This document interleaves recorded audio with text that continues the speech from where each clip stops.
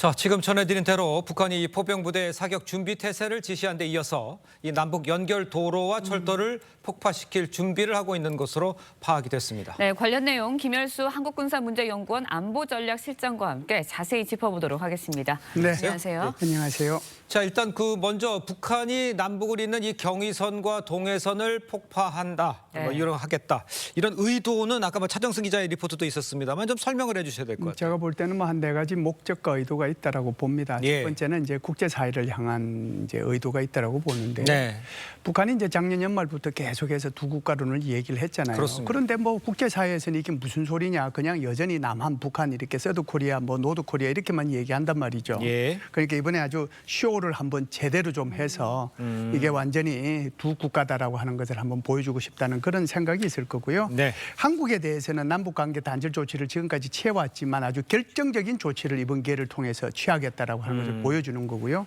세 번째는 아마 북한 주민을 대상으로 한 목적도 있을 겁니다. 그래서 한국을 희망의 대상이나 탈북의 대상으로 삼지 말아라. 네. 적대적인 관계다. 이거 확실히 알아라라고 하는 것을 보여줄 거고요. 예. 네 번째는 아마 최고인민회의에 대한 어떤 경고성도 있지 않을까 이렇게 생각을 해요. 네네. 왜 그러냐면 이번에 최고인민회의에서 통일조항을 드러내고 영토조항을 신설하라고 그랬는데 그거 안 했잖아요. 네. 일단 이게 이제 연기됐다고 보는데 이번에 폭발하면 이 폭발 지점을 중심으로 해가지고 영토조항을 넣어라. 이런 네 가지 목적 하에서 이런 일들을 하고 있지 않을까 이렇게 생각을 합니다. 알겠습니다. 네, 현재 이제 폭파 준비 상황이 있는 것으로 전해지고 있는데 실제로 경의선과 동해선 폭파가 실행이 된다면 남북 긴장 관계 더 가속화될 것으로 전망이 됩니다. 어떤 상황이 전개될 것인가요? 아무래도 이제 긴장은 더 조성이 된다고 봐야 되겠죠. 북한은 스스로 두 국가론을 얘기하면서 두 국가론이면은 뭐 예를 들어서 북한과 중국, 북한과 일본 뭐 이런 정도의 관계로 그냥 가면 되는데 예. 그게 아니고 교정국 관계라고 규정을 했잖아요. 네. 그러면서 이번에 이제 폭발을 하면은 폭파 지점이 아마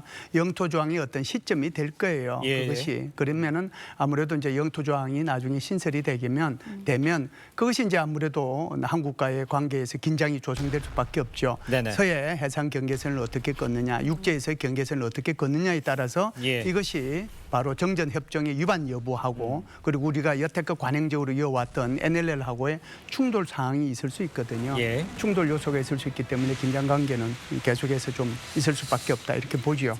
알겠습니다. 지금 네. 실장님 얘기를 쭉 들어보면 네. 지금 그 동해선이라든가 이 철도로 같은 건 폭파하는 건 보여줄 것도 있고 내부 단속도 해야 되니까 실행할 것 같아 보인다는 얘기로 들리고는 있는데 그렇죠. 이런 것들이 그러면 지금 그 우리가 무인기 같은 것이 이제 평양의 대공망이 뚫렸다. 네. 여기에 굉장히 반발하고 있는 모습입니까? 어떻게 봐야 됩니까? 네, 지금 말씀하신 대로 그것이 하나의 촉발 요소는 될 수 있죠. 예. 울고 싶은데 땀 맞은 객이라고 저는 그렇게 생각을 해요. 예. 그래서 이렇게 긴장 관계를 높이는 것은 세 가지 목적이 있습니다. 첫 번째는 우선 체제가 좀 지금 상당히 불안정하다라고 얘기하잖아요. 그렇기 때문에 주민을 통제하고 적개심을 고취시키고 체제를 예. 단결시키겠다는 그런 목적이 하나 있고요. 네. 두 번째는 이제 미국 대선이 3주 앞으로 딱 다가왔습니다. 그렇죠. 그런데 그럼에도 불구하고 미국의 대선 후보들이 북한 문제나 이런 것들이 의제의 중요한 그 우선순위에 놓지 않고 있단 말이죠. 네네. 그래서 거기에 대한 이제 관심을 촉구시키겠다는 그런 목적이 하나 있을 거고요.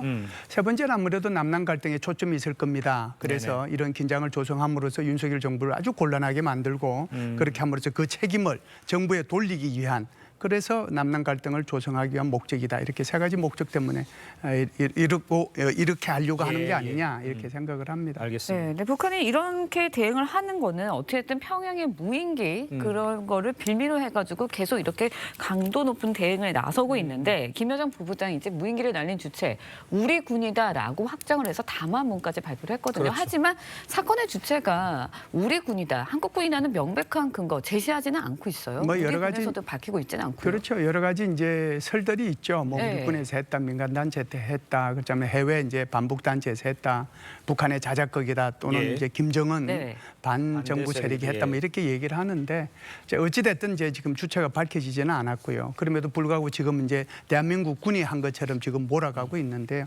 사실은 김여정이가 담화를 지금 세 번째 11일, 12일, 13일, 뭐 14일 뭐 연속적으로 담화를 발표한다고 해도 과언이 아닌데 12일 담화를 한번 제가 잠시만 읽어드릴게요. 네네. 이렇게 얘기를 해요. 김여정이가 12일 날 담화한 거 보면 네. 한국의 민간단체에서 날려보내는 무인기가 국경을 넘나들도록 한국 군부가 식별조차 못했다라고 하면 문제거리다. 두 번째는요, 북한의 민간단체들이 무인기로 한국의 대통령실 상공에 삐라를 뿌려도 문제될 것이 없다는 말인가.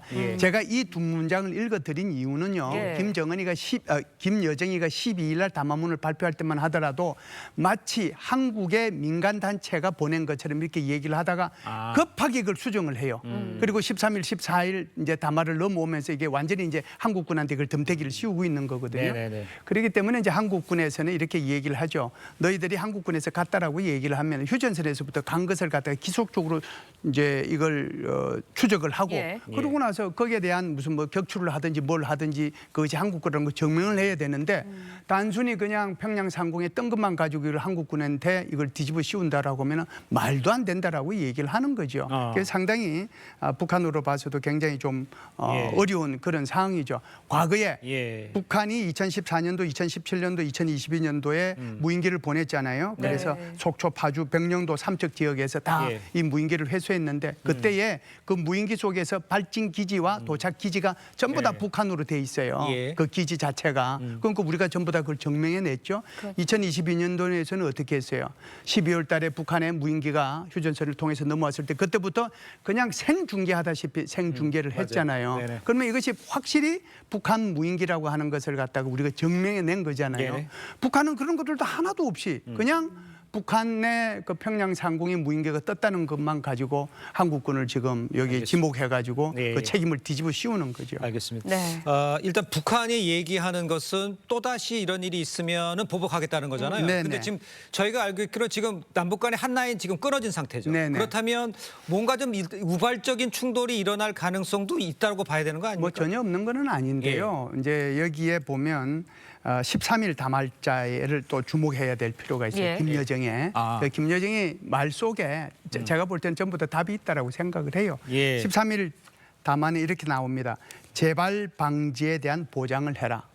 그 얘기거든요. 그러니까 북한군 스스로가 지금 소위 말하는 8개 포병여단에 대한 전투준비 태세 지시를 내림과 동시에 13일자 김여정 담화에서는 이런 무인기 침투에 대한 재발 방지를 한국이 보장을 해라. 그러니까 이런 민간 단체든 어디든 이걸 보내지 않도록 너희들이 단속을 잘해라 이런 뜻이거든요. 그러니까요. 그런 면에서 보면 이것이 뭐 굉장히 큰 우발적 충돌이나 군사적 충돌로 갈 가능성은 그렇게 높지는 않다, 그렇진 않다. 이렇게 봅니다. 알겠습니다.